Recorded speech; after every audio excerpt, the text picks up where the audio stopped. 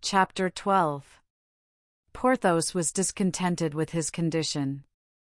As they returned toward the castle, D'Artagnan thought of the miseries of poor human nature, always dissatisfied with what it has, ever desirous of what it has not. In the position of Porthos, D'Artagnan would have been perfectly happy, and to make Porthos contented there was wanting, what? 5 letters to put before his 3 names, a tiny coronet to paint upon the panels of his carriage. I shall pass all my life, thought D'Artagnan, in seeking for a man who is really contented with his lot.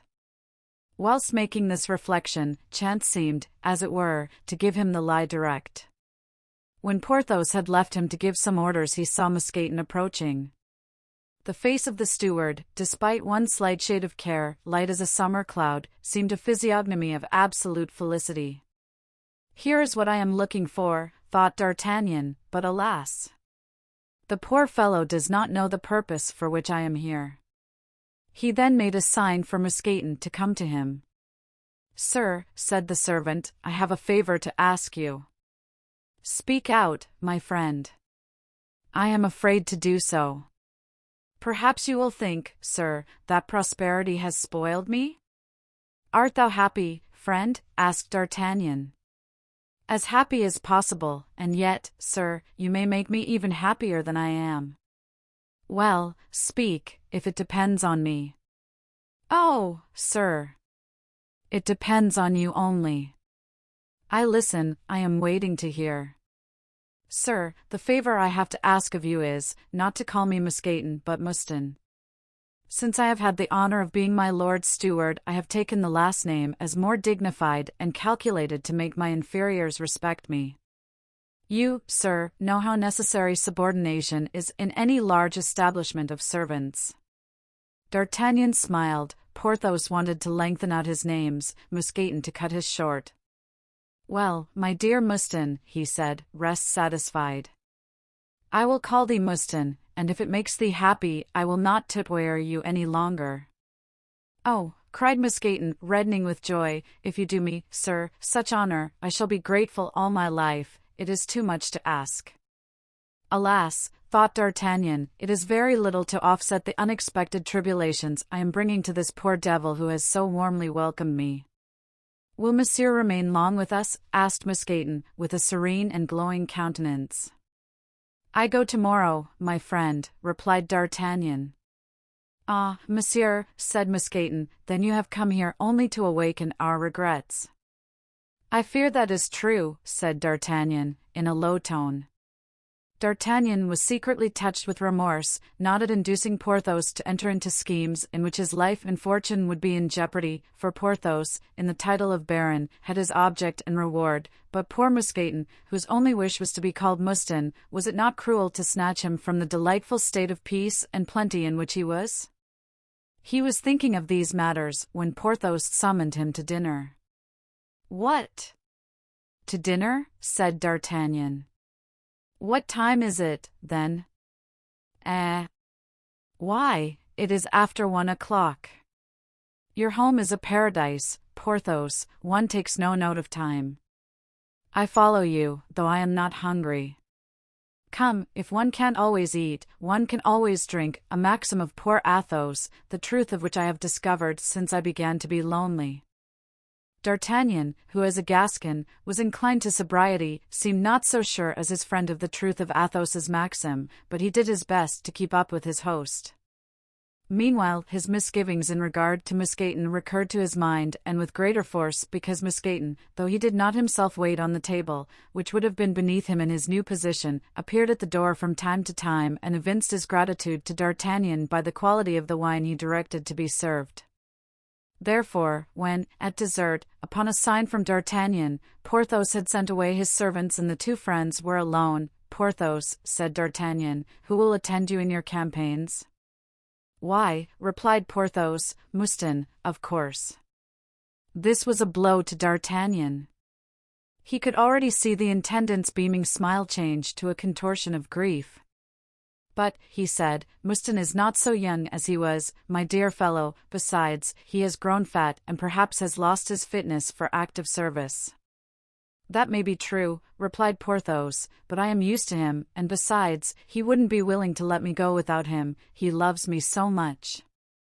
Oh, blind self-love, thought D'Artagnan. And you, asked Porthos, haven't you still in your service your old lackey, that good, that brave, that intelligent, what, then, is his name? Planchet, yes, I have found him again, but he is lackey no longer. What is he, then? With his 1,600 francs, you remember, the 1,600 francs he earned at the siege of La Rochelle by carrying a letter to Lord de Winter, he has set up a little shop in the Rue de Lombards and is now a confectioner. Ah, he is a confectioner in the Rue de Lombards. How does it happen, then, that he is in your service? He has been guilty of certain escapades, and fears he may be disturbed. And the musketeer narrated to his friend Planchet's adventure. Well, said Porthos, if anyone had told you in the old times that the day would come when Planchet would rescue Rochefort and that you would protect him in it, I should not have believed him, but men are changed by events. There is nothing truer than that, said Porthos, but what does not change, or changes for the better, is wine. Taste of this, it is a Spanish wine which our friend Athos thought much of. At that moment the steward came in to consult his master upon the proceedings of the next day and also with regard to the shooting party which had been proposed. Tell me, Mouston, said Porthos, are my arms in good condition? Your arms, my lord, what arms? Zounds! My weapons. What weapons? My military weapons. Yes, my lord, at any rate, I think so. Make sure of it, and if they want it, have them burnished up. Which is my best cavalry horse? Vulcan. And the best hack? Bayard. What horse dost thou choose for thyself? I like Rustad, my lord, a good animal, whose paces suit me. Strong, thinkest thou? Half Norman, half Mecklenburger, will go night and day. That will do for us. See to these horses. Polish up or make someone else polish my arms. Then take pistols with thee and a hunting knife. Are we then going to travel, my lord? Asked Mousqueton, rather uneasy. Something better still, Mouston. An expedition, sir? Asked the steward, whose roses began to change into lilies. We are going to return to the service, Mouston, replied Porthos, still trying to restore his moustache to the military curl it had long lost. Into the service, the king's service? Mousqueton trembled, even his fat, smooth cheeks shook as he spoke, and he looked at D'Artagnan with an air of reproach. He staggered, and his voice was almost choked. Yes and no. We shall serve in a campaign, seek out all sorts of adventures, return, in short, to our former life.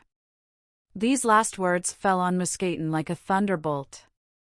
It was those very terrible old days that made the present so excessively delightful, and the blow was so great he rushed out, overcome, and forgot to shut the door. The two friends remained alone to speak of the future and to build castles in the air.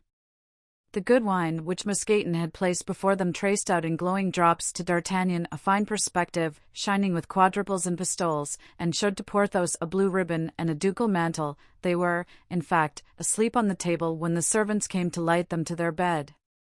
Mousqueton was, however, somewhat consoled by D'Artagnan, who the next day told him that in all probability war would always be carried on in the heart of Paris and within reach of the Château du Vallon, which was near Corbeil, or Bracieux, which was near Melun, and of Pierrefonds, which was between Compiègne and Villers-Cotterets. But, formerly, it appears, began Mousqueton timidly. Oh, said D'Artagnan, we don't now make war as we did formerly. Today it's a sort of diplomatic arrangement, asked Planchet. Mousqueton inquired, therefore, the state of the case of his old friend, who confirmed the statement of D'Artagnan. But, he added, in this war prisoners stand a chance of being hung. The deuce they do, said Mousqueton. I think I should like the siege of Rochelle better than this war, then. Porthos, meantime, asked D'Artagnan to give him his instructions how to proceed on his journey. 4 days, replied his friend, are necessary to reach Blois, 1 day to rest there, 3 or 4 days to return to Paris. Set out, therefore, in a week, with your suite, and go to the Hôtel de la Chevrette, Rue Tiquetonne, and there await me. That's agreed, said Porthos. As to myself, I shall go around to see Athos, for though I don't think his aid worth much, one must with one's friends observe all due politeness, said D'Artagnan. The friends then took leave of each other on the very border of the estate of Pierrefonds, to which Porthos escorted his friend. At least, D'Artagnan said to himself, as he took the road to Villers-Cotterets, at least I shall not be alone in my undertaking. That devil, Porthos, is a man of prodigious strength. Still, if Athos joins us, well, we shall be 3 of us to laugh at Aramis, that little coxcomb with his too good luck. At Villers-Cotterets he wrote to the cardinal, My lord, I have already 1 man to offer to your eminence, and he is well worth 20 men. I am just setting out for Blois. The Comte de la Fère inhabits the castle of Bragelonne, in the environs of that city.